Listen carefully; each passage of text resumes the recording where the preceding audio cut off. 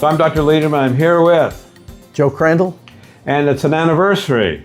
Yes. So what anniversary are we celebrating today? Yes, 10 years 10 since I was first diagnosed. No, that's not true. It was 10 years since you were treated.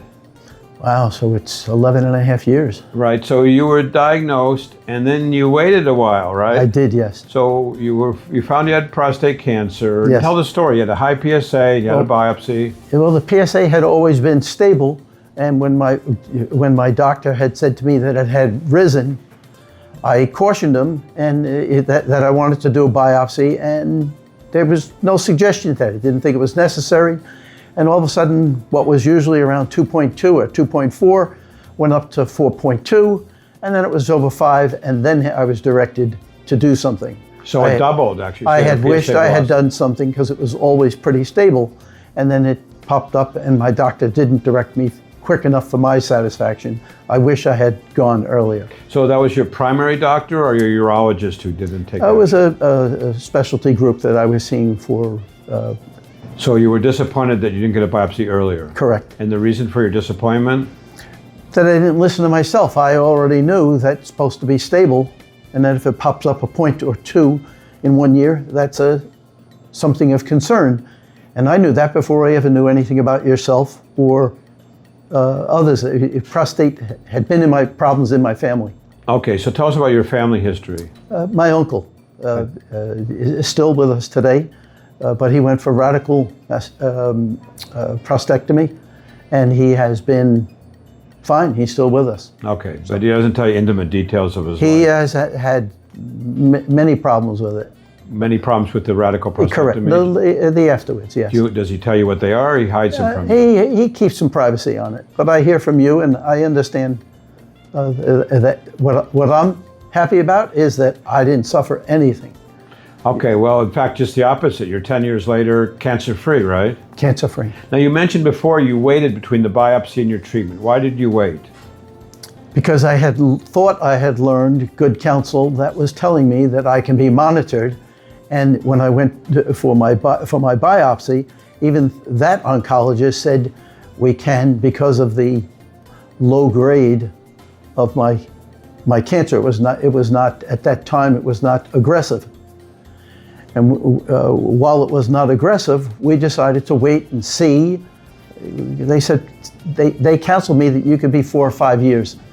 But in fact, your PSA was increasing, right? Yes.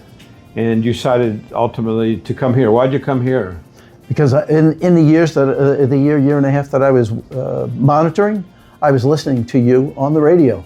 I stumbled upon you on my AM radio in New York, and I fell in love with the information because I like information. So what made you decide to get treated rather than not treated, or surgery? I did not want surgery. Why? It's invasive.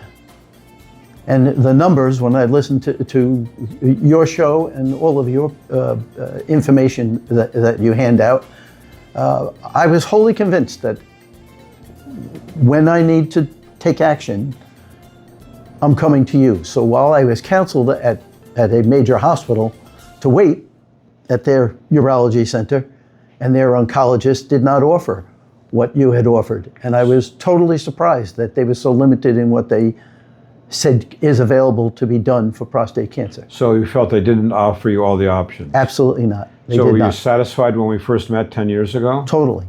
And you went through the treatment. You went through treatment right here, yes, 10 years ago. And can you describe your experiences at that time of the treatment? No ill effects. I came by myself. I would take the train in from Long Island into Penn. I would walk here and I would walk back afterwards. It was only, I think, 10, 12 minutes of actual treatment, and I would just go about my day. And what kind of side effects did you have from the treatment? I did have some where, I guess because of the radiation, I had some difficulty with urination, and you had give me a prescription, which has helped me every day to this day. So that's long-standing issues. The urinary issues were actually long-standing. Yes, they were. And so now it's 10 years later, and any regrets? No regrets at all. Oh, the regret is that I didn't come to you earlier. Okay, but your PSA now is, do you remember what the number was? .006. Yeah, I think it's even 0.04, I think, wasn't it? But it's very low, right? Yes. And any side effects from the treatment 10 years later? No. Are you satisfied with the treatment? Yes, totally. Were you treated well here? Absolutely. Were there any, did I tell you anything that wasn't true during those 10 years? No. Okay. And you've actually even brought friends here. You live in the South now. Yes, I live in North Carolina. I had lived here all my life. In the past year, I moved. But I'm down there and I'm listening to you on radio and I love it. And you're an advocate, so you had a friend who had a terrible cancer, Yes. and she came here about a year ago, right? Approximately, yes. Okay. And so no regrets. Everything I told you was, to the best of your knowledge, true, and you were treated fine. What would you tell some other person who has prostate cancer? Listen to your show, get educated, and ask questions. Trust your inner feeling. My inner feeling was, this is the man I'm going to. I listened to you on the radio, we hadn't met, and my insides told me, this man's offering something, it's different. And what everybody else was pushing was going to radically change my life. And at the time, for myself, I had my mom with Alzheimer's. And it was a great stress for myself and my sister and the family. And she needed me. And I did not have 8 to 10 weeks to recover from radical surgery. When you say other people pushed you, did you feel that we pushed you to get treatment here? No, you didn't. I didn't feel pushed here at all. Okay. No. No one was pushing me. If I said that, I didn't. That's not what I meant. Well, you said elsewhere they pushed you. No, I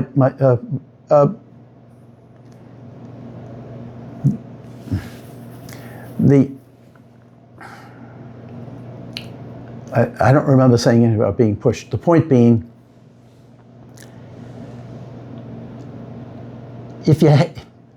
cancer grows. We don't want to wait. We want to act. Right. And that was one of the major things that you reminded me and kind of let me know. You asked through a question, what happens if you don't do anything? And I said, the cancer grows. So your query was, why am I waiting a year and a half before I show up? So I was concerned. I was...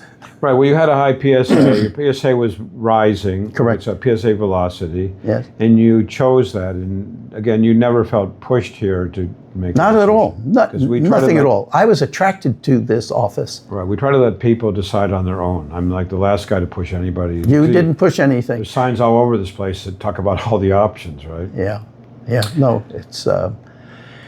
my friends have been treated for approximately a year now, and what I didn't understand at the time and didn't ask is that this process can take time for the radiation to do its job. Well, your PSA is still falling 10 years later. Unbelievably. Right? So it's still falling from the treatment that was 10 years. Unbelievably, yes. All right, God bless you. We say you should live to be 120, and thank you for taking the time, and thank you for allowing other people to know about your life.